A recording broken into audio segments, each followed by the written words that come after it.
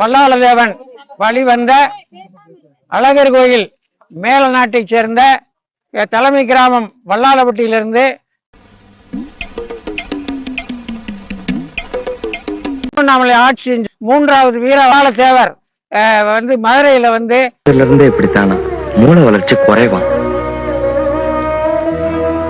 முகலாயர் எதிர்த்து சண்டை போடும்போது அவரு சமாதானம் பேசுவோம்னு சொல்லி ஒரு சதி செய்து அவரை கொன்று விட்டார்கள். அதன் பிறகு நான்காவது வல்லாளதேவன் தன்னுடைய வீர வல்லாள மகாராஜனுக்கு மனைவிகள் இருந்தாங்க, மகன் கிடையாது. முதல்ல அந்த ஒரு வரலாற்று செய்தியே அவர்களுக்கு தெரியல. அதுல ஒரு பெரியவர் பேசுறாரு, 4ஆம் வீர வல்லாள மகாராஜர் எங்களுக்கு சில வரலாறுகளை சொல்லி கொடுத்தாங்க அப்படின்னு சொல்றாரு. வரலாற்றுல 4ஆம் வீர வல்லாள மகாராஜன் ஒருத்தர் கிடையவே கிடையாது. ஏன் உனக்கு இந்த வேலை? நீ வாங்குற இந்த 10-5 பிச்சைக்கு இது தேவைதானா? ஒரு விளம்பரம் என்ன? தன்னுடைய ஆட்களை கூட்டிக்கிட்டு தன்னுடைய மக்களை கூட்டிக்கிட்டு பல பகுதிகளுக்கு மேலூர் பகுதி நம்ம அழகர் பகுதி எல்லா பக்கம் வந்தாங்க. அந்த வந்ததுல இந்த சமுத்திர வல்லாள பட்டினம் அங்க திருவண்ணாமலையில அமைச்சிருந்தத அதே மாதிரி இங்க அமைக்கணும்னு சொல்லி இப்ப நான் என்ன உங்கள்ட்ட சொல்றது கொடுத்து அந்த வல்லாளதேவனுடைய வாரிசுகள் அனைவரும் அன்றிலிருந்து இன்று வரைக்கும் இந்த பழமை மாறாமல் நாங்கள் அனைவரும் கூடி கூட்டம் போட்டு ஒரு முடிவுகளை எடுப்போம். நாம் என்ன கேட்கிறோம் அப்படின்னா, 700 வருடங்களாக திருவண்ணாமலை மண்ணில் திருவண்ணாமலை பகுதியை சார்ந்த பள்ளிக்கொண்டம்பட்டு மற்றும் சம்பந்தனூர் பகுதியை சார்ந்த வன்னியர்கள் தான் வீர வல்லாள மகாராஜனுக்கு திதி கொடுத்துட்டு வராங்க. அதாவது மீச சேரச்சி முடியை பார்த்தீங்கன்னா மொட்டை அடிச்சு வீர வல்லாள மகாராஜுடைய வாரிசுகள் நாங்கள் தான் அப்படின்னு சொல்லிட்டு இன்னைக்கு வரைக்கும் அவ்வளோ பெரிய ஒரு திதி காரியத்தை பண்ணிட்டு வராங்க. அந்த வல்லாளப்பட்டி பகுதியை சார்ந்த அந்த மக்கள் எத்தனை வருடங்களாக வீர வல்லாள மகாராஜனுக்கு திதி கொடுத்துருக்கீங்க அப்படின்னு நீங்க சொன்னீங்க அப்படின்னு நாங்களும் தெரிஞ்சுக்கிறோம். வல்லாள வழி வந்த இந்த மேல நாட்டை சேர்ந்தவர்களுக்கு மட்டும்தான் அது உரிமைன்றது இன்னைக்கு வரைக்கும் சட்ட ரீதியாகவும் அந்த கல்வெட்டு மூலமாகவும் இருக்குது, அமைஞ்சிருக்கு.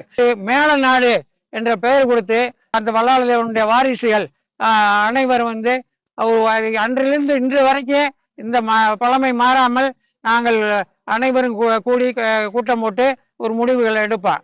அந்த கல்வெட்டு மூலமாகவும் இருக்குது, அமைஞ்சிருக்கு.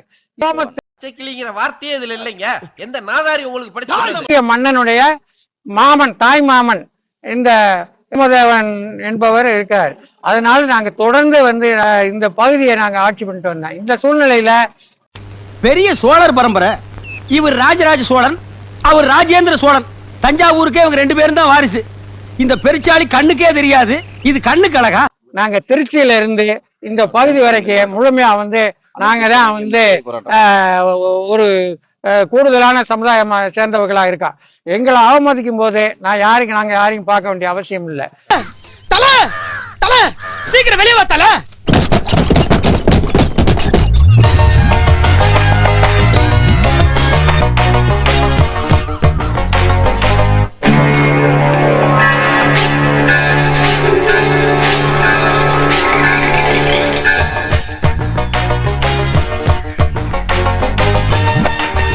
என்ன விஷயமா இங்க வந்த? என் சங்கத்தால அடிச்சவன் அவன். காதுல விடல, கொஞ்சம் பக்கத்துல வந்து. கட்ட தொற, நீ ஒரு அப்பனுக்கு பிறந்திருந்தீனா என் ஆளை அடிச்சு பாரு.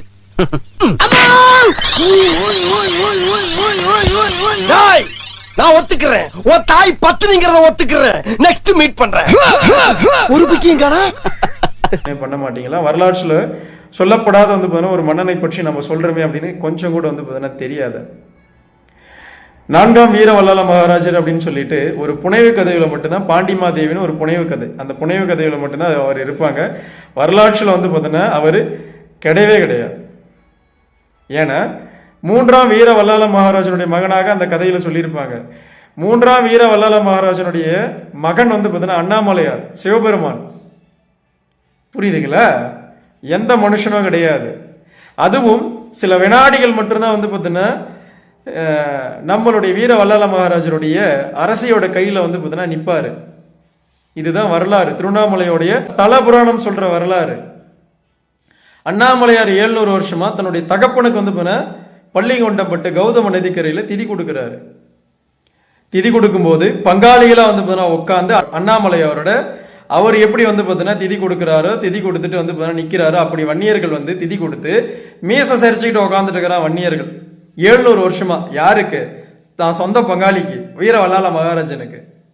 700 வருஷமா 700 வருஷமா உட்காந்துக்கிட்டு திதி கொடுத்துக்கிட்டு மீச சரிச்சுக்கிட்டு உட்கார்ந்துட்டு இருக்கிற வன்னியர் சமூகம் வந்து பார்த்தீங்கன்னா முட்டாள் சமூகம் 4 வருஷத்துக்கு முன்னாடி வந்து பார்த்தீங்கன்னா கேள்விப்பட்டு வீர வல்லால மகாராஜா எங்களுடைய வம்சம் அப்படின்னு சொல்றீங்க. சிரிப்பா இல்லைங்களா? சொல்லுங்க பார்க்கலாம். சிரிப்பா இல்லைங்களா? இதை பற்றிய வந்து புரிதெல்லாம் உங்களுக்கு இருக்கா இல்லையான்னு தெரியலையா? ஒரு வரலாற்றை நீங்க கையை வைக்கிறீங்க அப்படின்னா அதோடைய பின்புலம் என்னன்னு வந்து உங்களுக்கு எல்லாம் தெரியாதுங்களா? சொல்லுங்க பார்க்கலாம். உங்கள் சமூகத்தை சார்ந்த யார் மீதும் வந்து பார்த்தீங்கன்னா வன்னியர்களுக்கு எந்த கோபமும் கிடையாது, எந்த ஒரு பிரச்சனையும் கிடையாது. நான் கேட்கறேன், நான் என்னது இது சொல்லுங்க பார்க்கலாம். அவ்வளவு பெரிய முட்டாள் சமூகமாக வந்து நீங்க இருக்கீங்களா? உங்களை முட்டாள்களாக வந்து நினைச்சு உங்களை சுத்தி இருக்கிறவங்க வந்து உங்களை பயன்படுத்திக்கிறாங்களான்றது நீங்க யோசிக்கணும். அதர்மத்தை அழித்து தர்மத்தை நிலைநாட்ட பிறந்தவன் தான் வீர வன்னியகுல